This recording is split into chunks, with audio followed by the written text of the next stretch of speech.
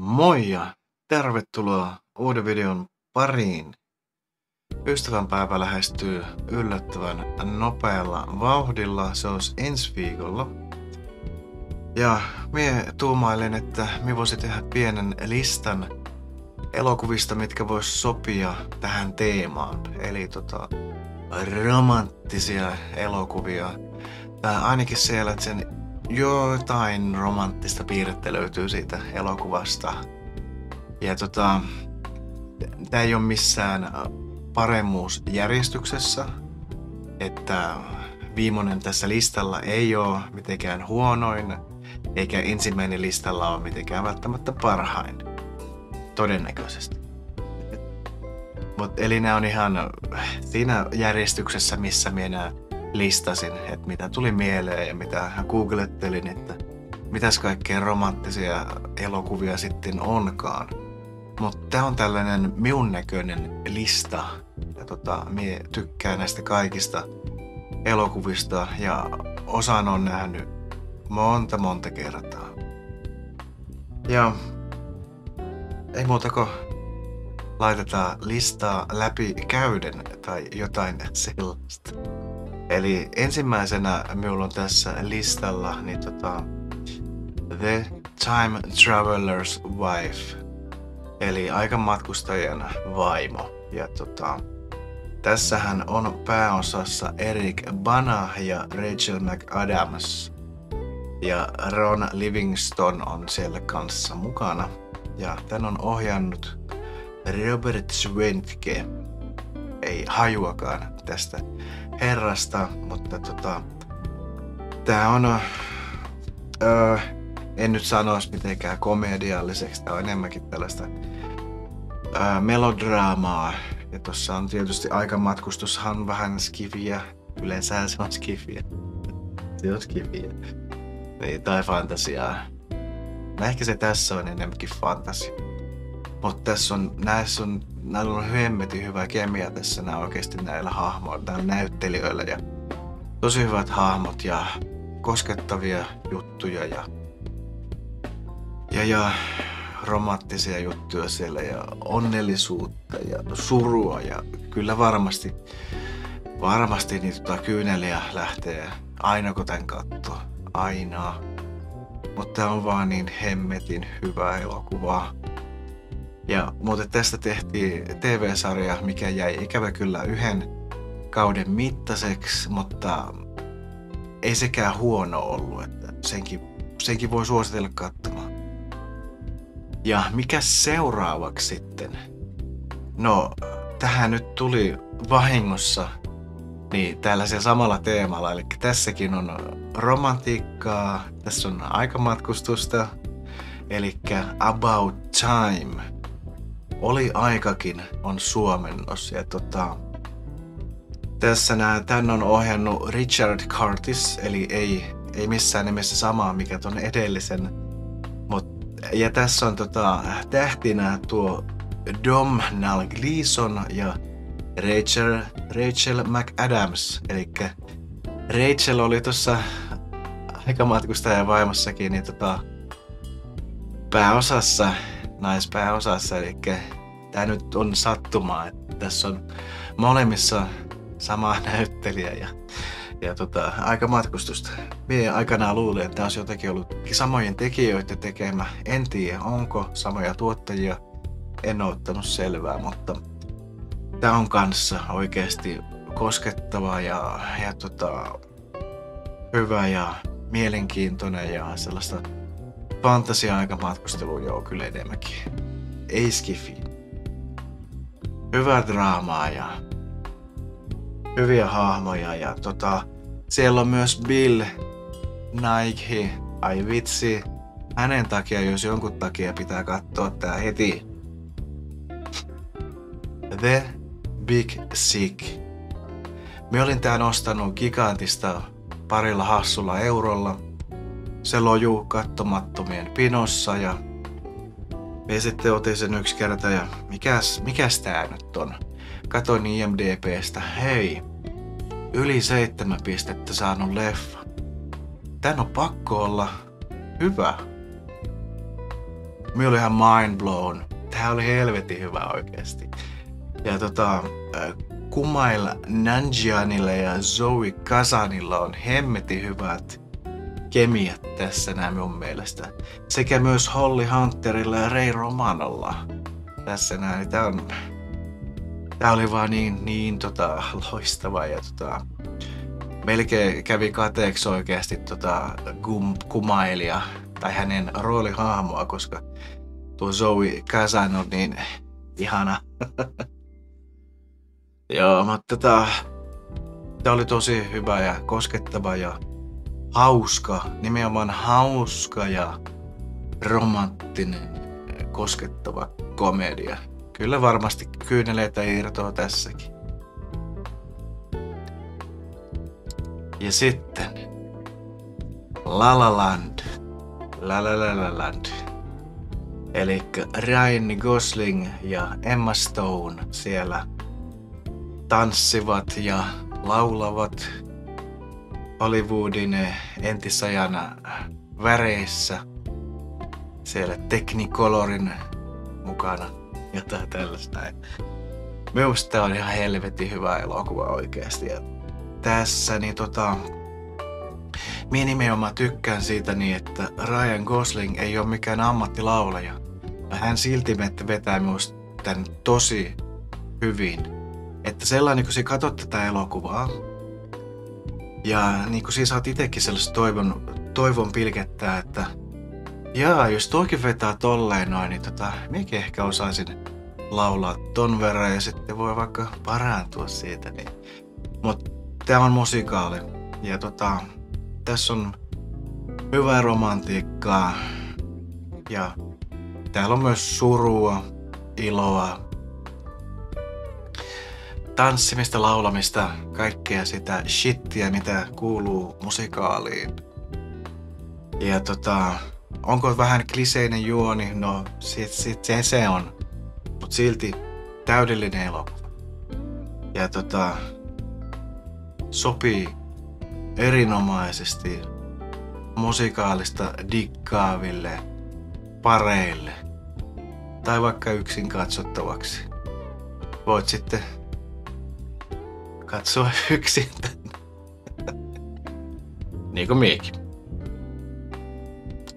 Noniin, sitten ranskalaista outoa meininkiä. Mistä on kyse? Amélie. Miten tää sanotaankaan?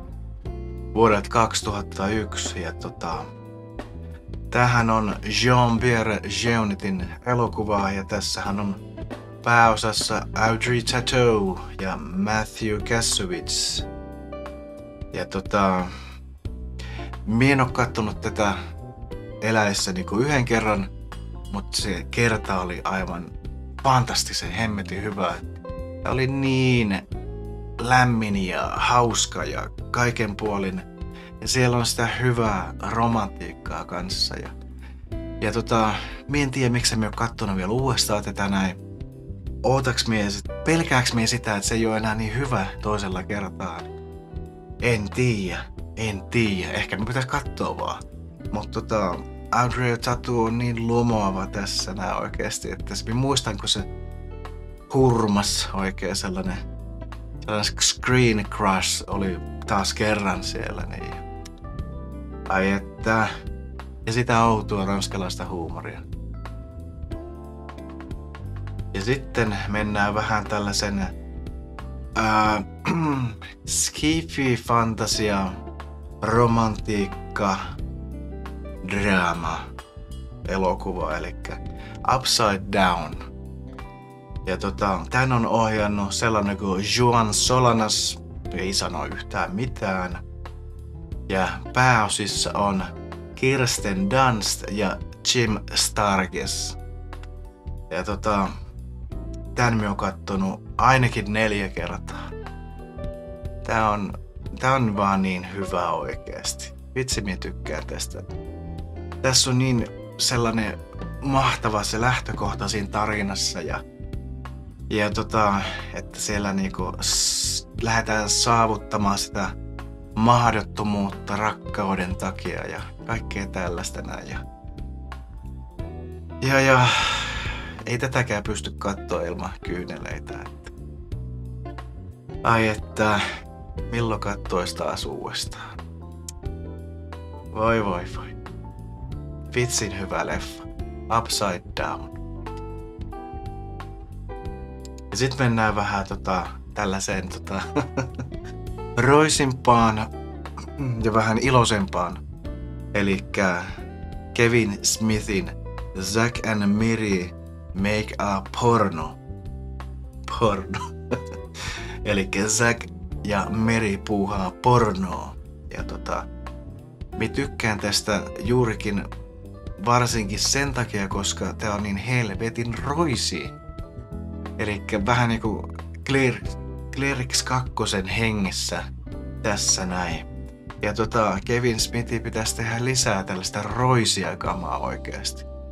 Tää oli niin loistavaa, tää huumori on tässä näin.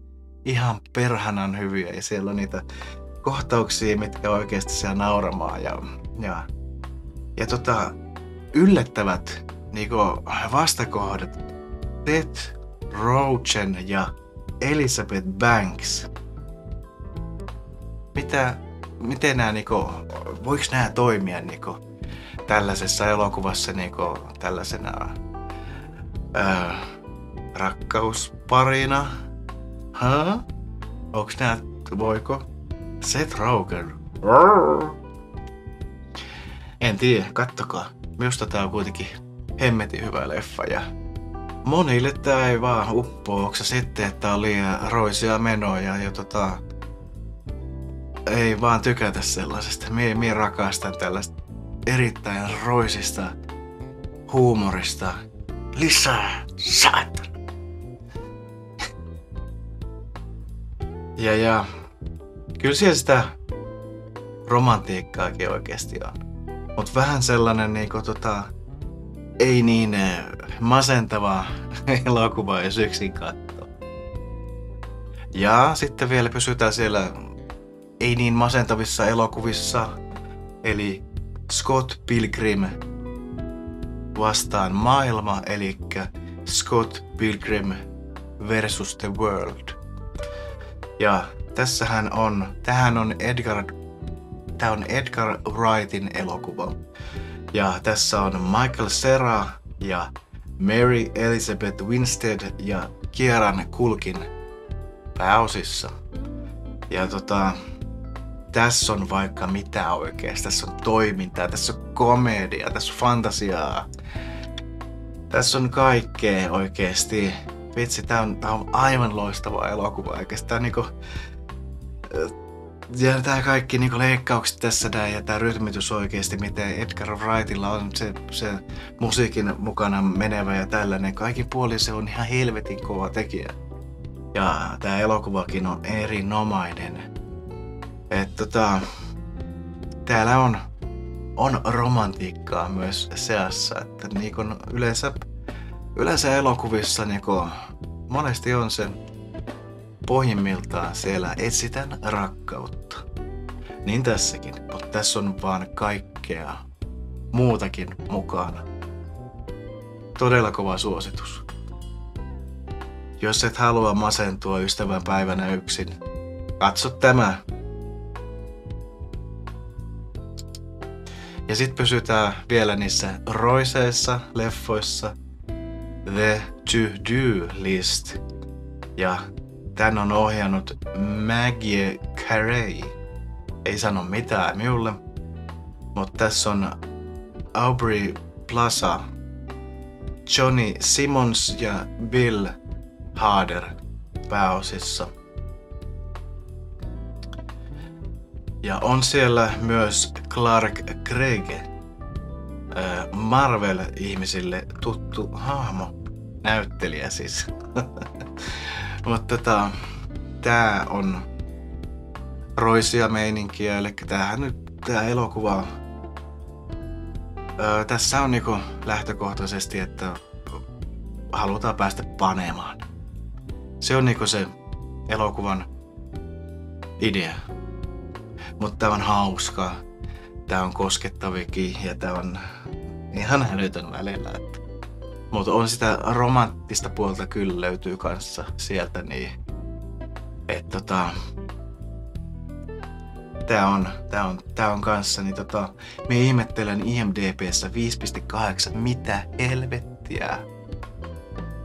Tää on roisi hauska komedia ja voisinkin katsella tän tässä piakkoin uudestaan. En ole muutamaa vuotta ei kattonutkaan oikeastaan. Että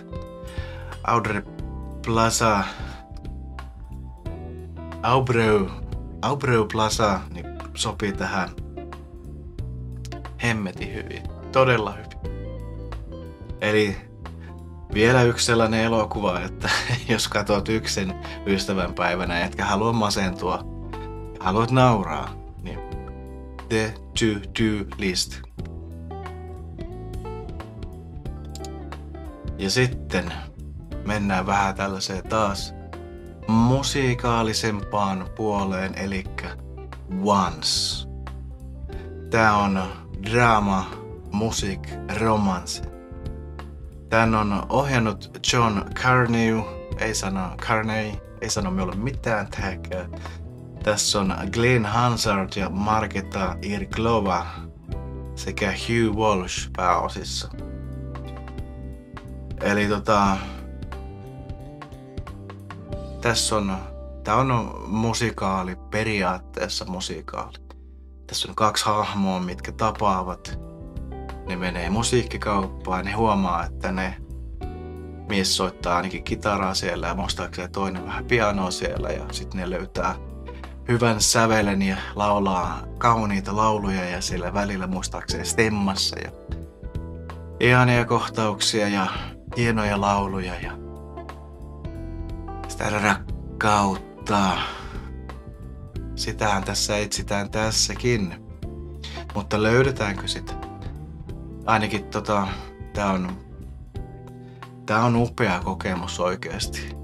Varsinkin jos tykkäät musikaaleista, niin tää on ihan loistavaa kamaa seulla. Mutta tää on ehkä vähän sieltä niin iloisemmasta päästä sitten. Mut ihan erittäin maukas ja suosittelen, jos jostain löydätte, niin kattokaa. Ja ei tarvii edes olla ystävänpäivä. Tää on varsinkin edes yhden kerran koettava jokaisen, kuka tykkää musikaaleista. Sekä muittikin. Kaikkien. Ja katsotaan monta meillä nyt tässä on ollut. Eli 1, 2, 3, 4, 5, 6, 7, 8, 9, 10, 11. Eli 11 on siis tässä näin nyt. 10 me on esitellyt listasta. Ja viimeiseksi siinä listalla jäi The Fountain. Ja tämähän on Darren Aronofskyn ohjaus. No hänet mietin kyllä, kuka hän on. Ja tässä on pääosissa Hugh Jackman, Rachel Weisz. Ja Ellen Burstynkin on siellä kanssa. Ja tää on vaan niin tää on erinomaisen kaunis elokuva. Tässä on niinku fantasiaa, tässä on skifiä, tässä on niinku etsitään sairauteen ratkaisua, yritetään löytää, yritetään pelastaa se rakkaus hinnalla millä hyvänsä. Tää on todella kaunis ja Hugh Jackman on ihan perhanan hyvä tässä näin. Ja Rachel Weisz kanssa oikein maukas, mutta nää toimii keskenään ja tää pistää ajattelemaan oikeesti tää elokuva. Että olisiko minä tätä kattoessani itkenyt 2 vai 3 kertaa. Että ainakin myönnän, että itkin. Mutta tää on kaunis. Tässä on eri kerroksia tässä tarinassa. Ja tämän tarinan voi ottaa sellainen, niin kuin, miten sen haluaa niin kuin katsojan näkökulmasta. Mutta tää on todella hieno. Ja tässä tää ääniraita kanssa. Ja tää oli ihan niin maukas oikeesti. Ehkä tää olikin hyvä, että tää jäi listan viimeiseksi. Että tää oli niin kova oikeesti. Vitsiläinen. Että tähän mie en suosittele ehkä katsomaan yksin. Että ellei toi yhtä kova jätkä kuin Niko miekin. No joo. En mie mikään kova ole, mutta tykkään katella romanttisia elokuvia yksinäänkin. Ja tää varmasti toimii kanssa, että siinä sohvalla kattelette vierekkään ja pidätte toisianne kädestä kiinni ja vollutatte yhdessä siellä niin kun rakkaus voittaa ja lopulta välillä se elämä on raaka. Mutta rakkaus on kuitenkin aina yleensä tavoittelemisen arvoinen. Ja näillä tällaisilla ajatuksilla kuitenkin, niin tässä oli meikäläisen tää lista 11 elokuvaa, mitä vois katella ystävänpäivänä, miksei milloin muullokin, jos haluaa katella, missä on jotain romanttista piirrettä. Toisissa on enemmän, toisissa on vähemmän, mutta pysyn tämän listan takana. Mie tykkään joka ikisestä näistä näin. Ja mitä piditte listasta? Onko siellä jotain, mitä teidän mielestä ei kuulu sinne? Onko siellä jotain, mitä siellä olisi pitänyt olla? Laittakaa kommentteihin omia mielipiteitä ja tykkäilkää videosta, tilailkaa kanavaa, jos ette ole jo tilannut, jos tykkäätte tästä shitistä, mitä me teen. Ja nähdään taas ensi videon parissa. Alright, noniin. Morjesta. Moi!